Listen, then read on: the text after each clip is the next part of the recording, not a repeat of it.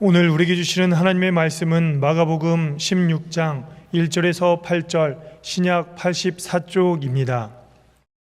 안식일이 지남에 막달라 마리아와 야고보의 어머니 마리아와 또 살로메가 가서 예수께 바르기 위하여 향품을 사다 두었다가 안식 후 첫날 매우 일찍이 해 돋을 때에 그 무덤으로 가며 서로 말하되 누가 우리를 위하여 무덤 문에서 돌을 굴려 주리요 하더니 눈을 들어본즉 벌써 돌이 굴려져 있는데 그 돌이 심히 크더라. 무덤에 들어가서 흰 옷을 입은 한 청년이 우편에 앉은 것을 보고 놀라매 청년이 이르되 놀라지 말라. 너희가 십자가에 못 박히신 나사렛 예수를 찾는구나. 그가 살아나셨고 여기 계시지 아니하리라. 보라, 그를 두었던 곳이니라. 가서 그의 제자들과 베드로에게 이르기를 예수께서 너희보다 먼저 갈릴리로 가시나니 전에 너희에게 말씀하신 대로 너희가 거기서 배우리라 하라 하는지라. 여자들이 몹시 놀라 떨며 나와 무덤에서 도망하고 무서워하여 아무에게 아무 말도 하지 못하더라. 아멘. 오늘은 한 가지 부활의 인사를 좀 서로 나누고자 합니다. 이 인사는 제가 만든 인사는 아니고요. 이미 초대교회부터 이어져 온 부활의 인사입니다. 동방정교회에서는 지금도 이 인사를 전통적으로 하고 있습니다. 내용은 이렇습니다. 제가 예수님 부활하셨습니다 라고 하면 여러분들은 화답으로 참으로 부활하셨습니다 라고 인사하시면 됩니다. 제가 이 아침 여러분들에게 먼저 부활의 소식을 전하며 인사합니다. 예수님 부활하셨습니다. 예, 좌우에 계신 분들하고 서로 인사를 좀 그렇게 서로 나누겠습니다. 예수님 부활하셨습니다. 참으로 부활하셨습니다.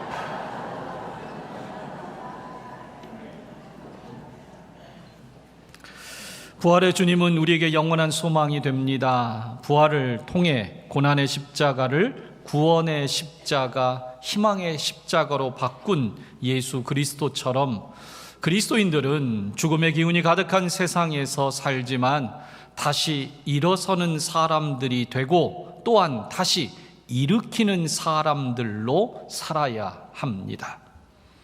제가 여러분에게 예수님의 십자가 죽음이 나와 무슨 상관이 있습니까? 라고 질문한다면 아마 여러분들은 대부분 예수님께서 십자가에 죽으심으로 나의 죄가 용서받았습니다 라고 답하실 겁니다. 그렇다면 제가 한 가지 질문을 더 드려 예수님께서 부활하신 건 나와 무슨 상관이 있습니까? 라고 질문한다면 아마 여러분들은 어떻게 대답하실까? 아마 대부분 예수님께서 부활하셨고 그분이 첫 열매가 되신 것처럼 저도 부활할 겁니다. 부활할 겁니다. 즉 조금 더 풀어 말씀드리면 저도 언젠간 죽겠지만 주님께서 다시 오시는 재림의 날 나도 주님처럼 부활하게 될 걸 믿습니다 라는 걸 그런 내용일 것 같습니다. 이 지금 제가 설명드리는 이 답변이 사실은 정확히 말하면 반은 맞고 반은 좀 부족합니다. 왜냐하면 지금 제가 설명드린 이 마지막 대답은 우리의 미래적인 부활만을 말하고 있기 때문입니다. 여러분, 예수님의 부활이 우리의 미래적인 부활만 가능하게 하셨다면 그게 전부일까? 그렇지 않습니다. 주님의 부활은 미래만을 위한 것이 아니라 오늘 지금 현재를 살고 있는 우리에게도 그 부활의 능력은 해당된다는 겁니다. 오늘 제가 나누고자 하는 이 설교는 유진 피터슨의 책 일상 부활을 살다라는 책을 읽으며 그 속에서 모티브를 얻었습니다. 저자는 우리가 일상이란 생활 속에서 부활의 능력을 믿을 뿐만 아니라 체험하며 살아야 한다는 것을 그 책에서 강조했습니다. 인터넷에서 본 한 글 내용입니다. 어느 대학교의 여교수의 남편이 뇌졸중으로 쓰러졌습니다. 그 남편은 1년 동안 의식을 회복하지 못했습니다. 약 1년 뒤에 기적같이 남편이 의식을 회복했을 때 그 여교수는 이렇게 간증을 했습니다. 나는 구원의 확신도 갖고 있었습니다. 예수님에 대하여 알 만큼 알았고 성경에 대해서도 나름대로는 알 만큼 아는 사람이라고 자부했습니다. 그리고 예수님께서 십자가에서 돌아가시고 피 흘려 구속하신 사건에 대한 내용도 익히 들어서 압니다. 뿐만 아니라 예수님의 부활의 사건도 알고 있었습니다. 그런데 삶에서 진정한 예수 그리스도에 대한 흔적은 제게 없었습니다. 그런 와중에 남편의 고난을 통해서 귀한 하나님의 은혜를 제가 깨닫게 되었습니다. 그것은 고난을 통한 유익이었는데 가장 큰 은혜는 나는 예수 그리스도의 모든 사건을 과거형으로만 알고 있었지 현재 나의 삶과는 전혀 무관한 것으로 나는 그렇게 알고 살았습니다. 하지만 남편의 고난을 통해서 부활하신 주님을 만나게 되었고 그 부활하신 주님의 사건을 과거형이 아닌 현재 진행형이라는 사실로 체험하게 된 은혜였습니다. 제가 이 이야기 속에 밑줄을 그었던 다가왔던 내용은 다른 표현 아닙니다. 주님의 부활은 과거형이 아니라 현재 진행형이라는 겁니다. 사랑하는 성도 여러분, 이 부활의 아침에 여러분에게도 혹시 과거형으로서의 부활만 알고 계십니까?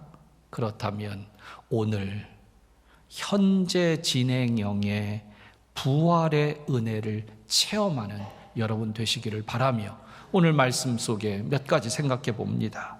첫 번째로 주님은 우리로 다시 일어서게 하시는 주님이십니다.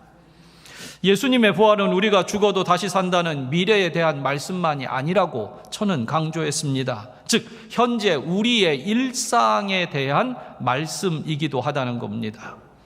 오늘 본문은 이런 내용입니다. 안식 후 첫날입니다. 2명의 마리아와 살로메 이렇게 세 여인들이 예수님의 무덤에 찾아갔습니다. 물론 이들은 부활하신 예수님을 만나려고 간 것이 결코 아닙니다. 장례 때 예수님의 시신에 향유도 바르지 못했던 그 마음들, 그 안타까운 마음이라 예수님의 시신에 향유를 바르려고 찾아간 겁니다.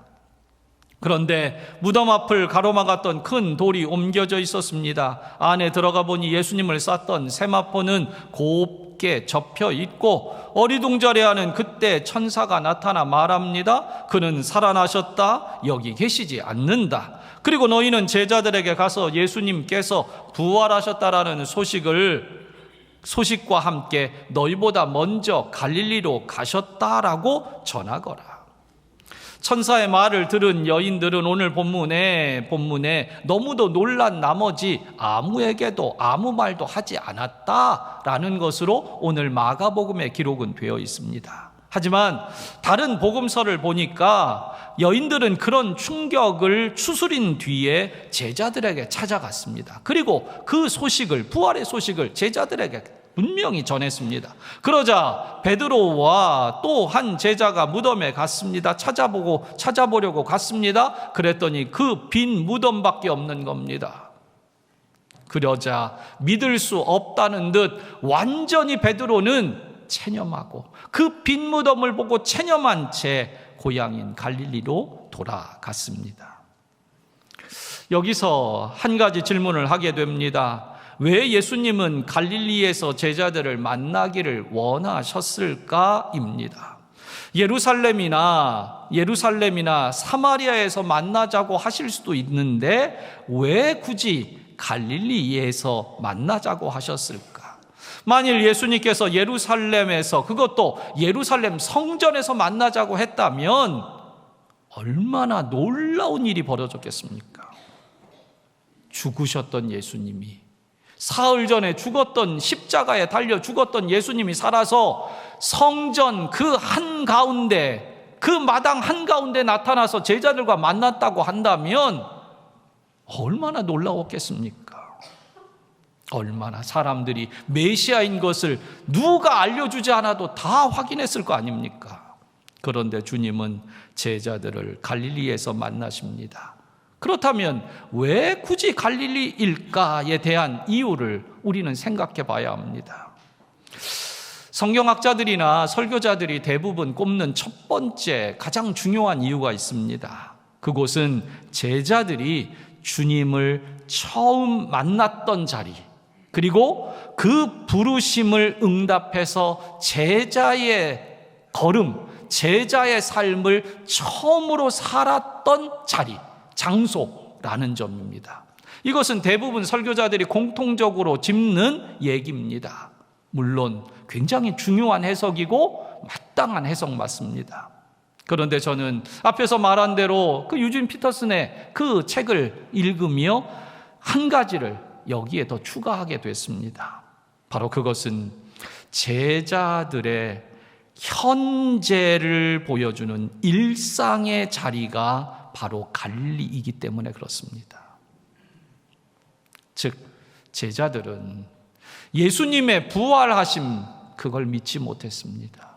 그래서 이제 시체마저 사라졌구나, 이제 아무것도 없구나, 그러한 실패한 마음을 가지고 일상의 자리인 자신들이 살고 있는 갈릴리로 돌아간 겁니다.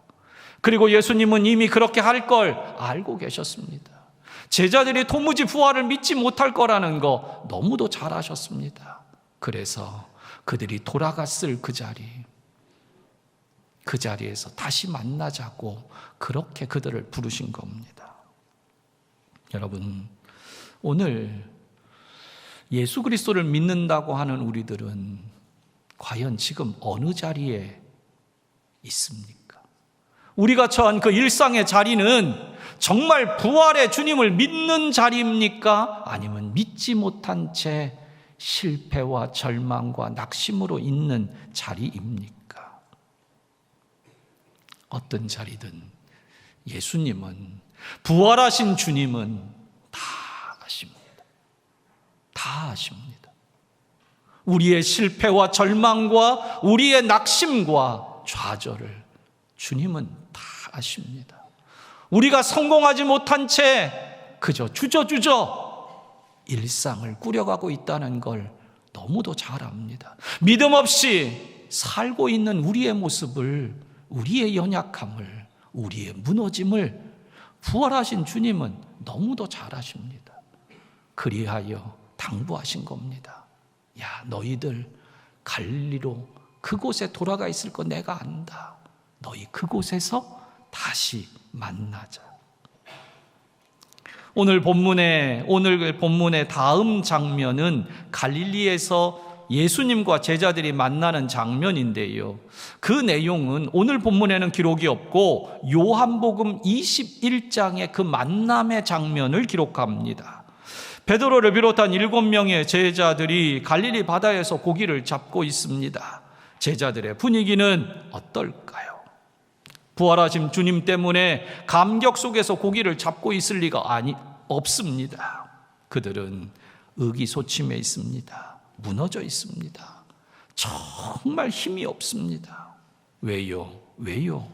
그들은 부활을 믿지 못한 그들, 그리고 부활이 정말 사실이 아니다라고 그들은 생각한 채 실패하고 낙심한 마음 그대로일 겁니다.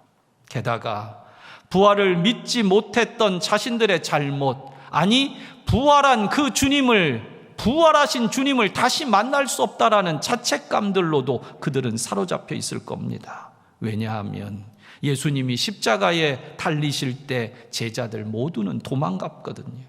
게다가 예수님을 모른다고 3번씩이나 부인했던 제자도 그 중에는 끼어 있거든요. 그러므로 예수님이 부활했다고 하더라도 볼 면목이 없는 상태인 겁니다. 이제는 제자라고 말할 수조차도 없는 그러한 너덜너덜한 지경입니다. 그런데 예수님은 이런 입장과 처지에 있는 제자들을 찾아오신 겁니다. 당신에게 찾아오기를 기다리신 것이 아니라 주님께서 먼저 찾아가십니다. 그래서 생선도 굽고 떡도 준비해 놓으셨습니다. 그리고 그들을 부르십니다. 와서 조반을 먹으라. 그렇게 부활하신 예수님께서는 처음 만난 그날처럼 낙심한 제자들을 감싸 안으셨고 처음과 같은 사랑으로 그들의 허물을 덮어주셨습니다. 예수님을 처음 만났던 그날도 그들은 실패자였습니다. 그들은 그저 빈 그물을 깁는 그런 모습이었습니다. 그런데 그들을 주님은 불러주셨고 그들이 따랐습니다. 지금 이들은 그날과 같습니다. 아무것도 없습니다. 지나온 그 몇 년이 그들에게는 남긴 것이 하나 없습니다. 그저 자신들은 실패한 인생 같기만 합니다. 그런데 주님은 그들을 찾아오신 겁니다. 다시금 말씀드립니다. 부활하신 주님께서 제자들을 갈릴리에서 만나신 것은 그들이 처한 현재의 자리에서부터 부활의 역사가 일어나야 하기 때문에 그렇습니다. 처음 만난 주님을 이제는 부활하신 주님으로 다시 만나야 하기 때문에 그렇습니다. 그래서 주님께서는 그들이 실패하고 좌절한 그 자리를 부활하신 주님께서 찾아가시는 겁니다. 여러분, 오늘도 나를 찾아오시는 주님, 내가 만나야 될 주님은 바로 부활하신 주님입니다. 가난한 농부의 아들로 태어나 그림 그리기를 좋아하던 한 소년이 있었습니다. 농촌에서 도시로 이사한 뒤 아버지의 신문 보급소에서 신문 배달을 하면서도 만화가를 그렇게 꿈꾸었습니다. 그는 애니메이션 하나를 만들어 성공을 합니다. 그런데 이 청년은 세상 물정을 몰랐기에 그만 판권을 단돈 $100에 넘기고 말았습니다. 그렇게 망했습니다. 사람에게 실망했습니다. 돈도 거처도 없는 그야말로 빈털터리가 됐습니다. 마음까지 너무도 힘이 듭니다. 그는 시리에 빠진 채 방황하다가 시골 농촌으로 내려갔습니다. 그는 교회에서 목사님의 그 배려로 지하 창고에서 지내도 좋다는 허락을 받았습니다. 그 어두운 지하 창고는 바로 자신의 밑바닥에 떨어진 어두워진 그러한 자신의 모습과 닮아 있는 것만 같았습니다. 그런데 그는 그곳에서 생활하는 며칠 어느 날 생쥐 한 마리가 창고에 들어온 것을 발견했습니다. 그 청년은 생쥐가 자신의 처지와 너무도 닮아 있다라는 생각이 들었습니다. 얘야, 너는 어쩌다 이 어두컴컴한 지하 창고까지 이렇게 찾아 들어왔니? 이 청년은 자기가 먹던 빵을 떼어 이 생쥐에게 나눠 주었습니다. 그러기를 하루 이틀 이 생쥐가 이제는 청년의 친구가 된 것처럼 이 청년의 손바닥에까지 올라와서 음식을, 그 빵 조각을 받아먹을 정도가 됐습니다. 그런데 이 청년이 어느 날 이 생쥐를 유심히 보게 됩니다. 그런데 이 생쥐가 상황에 따라 표정과 행동이 다른 것을 깨닫게 됩니다. 어떤 몸짓과 표정은 기분이 좋은 것 같고 어떤 표정은, 어떤 태도는 화난 것 같은 겁니다. 이 청년은 그러한 모습을, 표정을 노트에 그림으로 그렸습니다. 그리고 그것으로 캐릭터를 만들어 세상에 내놓았습니다. 그러자 대성공을 거두었습니다. 여러분, 이 생쥐 캐릭터 만화 그림 너무도 유명한, 전 세계적으로 유명한 그러한 만화 그림입니다. 뭔지 아시죠? 미키 마우스. 자료화면이 좀 필요할까 싶네요. 그는 월트 디즈니입니다.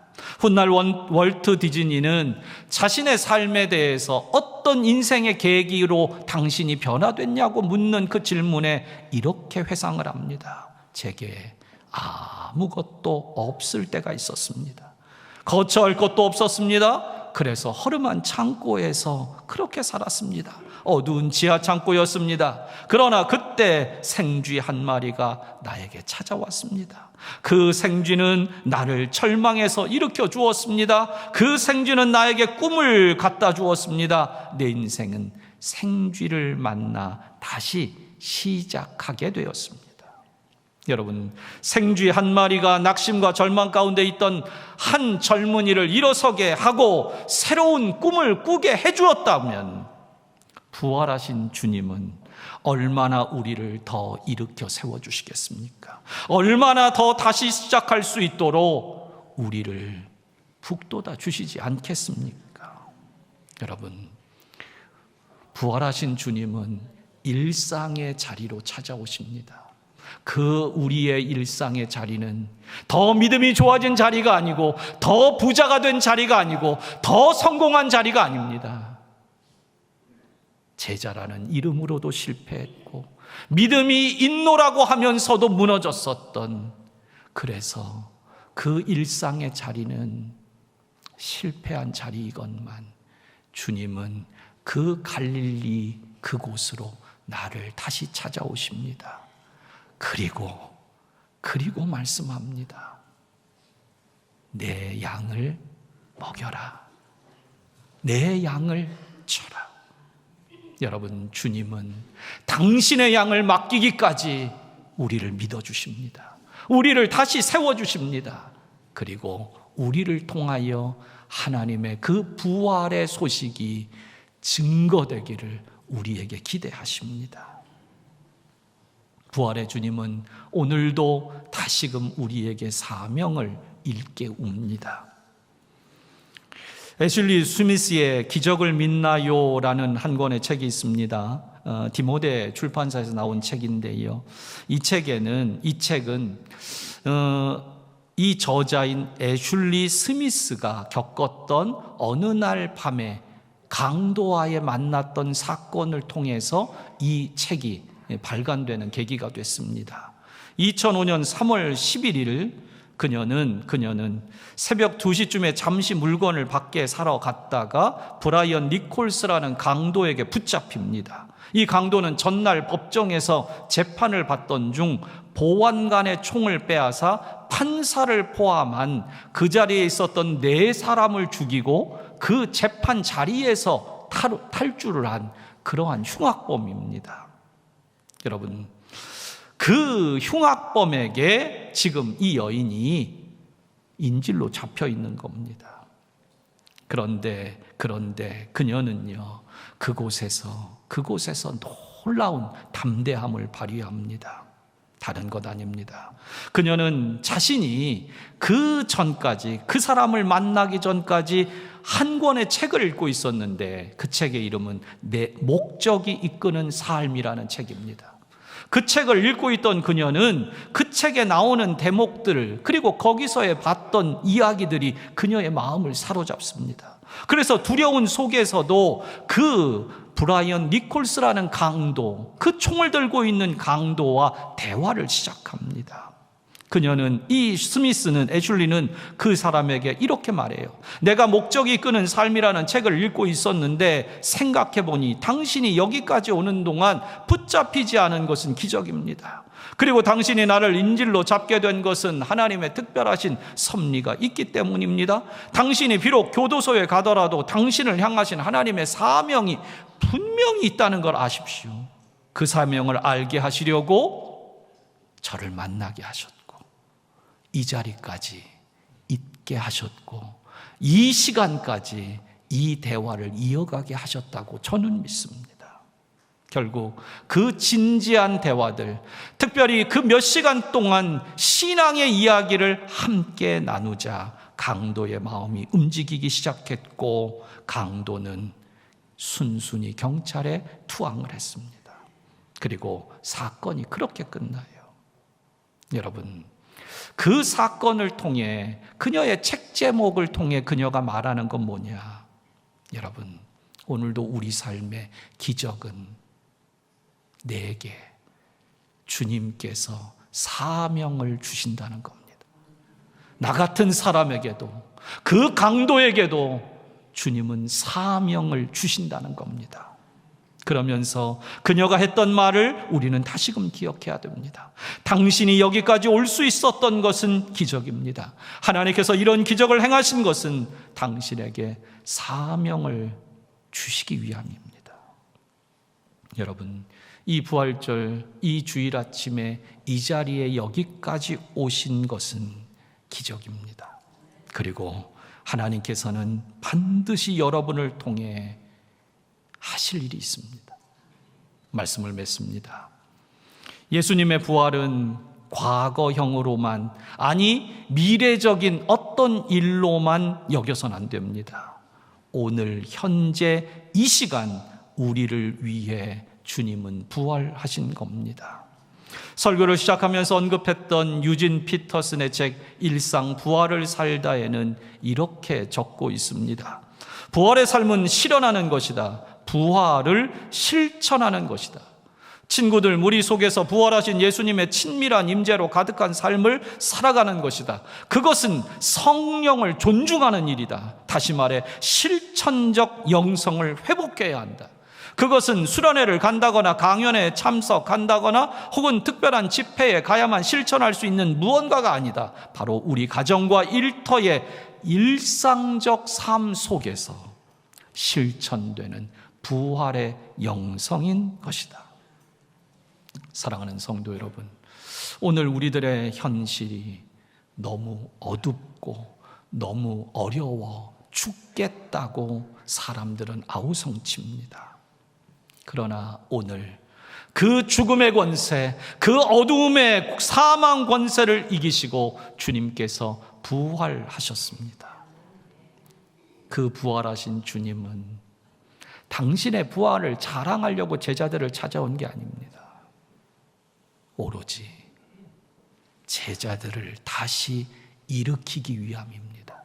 당신이 무덤에서 일어난 것처럼 제자들도 실패의 자리에서 일어나라고, 그 수많은 죄책감과 절망의 자리에서 다시 일어나라고, 그래서 꿈꾸라고, 하나님 나라의 부활의 증인의 그 사명 감당하라고 주님 부활하시고 제자들을 찾아온 겁니다. 사랑하는 성도 여러분, 오늘 다시 일어서는 사람 되십시오. 뿐만 아니라 여러분이 가는 곳마다 사람들이 일어서는 부활의 역사가 일어나기를 축복합니다. 기도하겠습니다.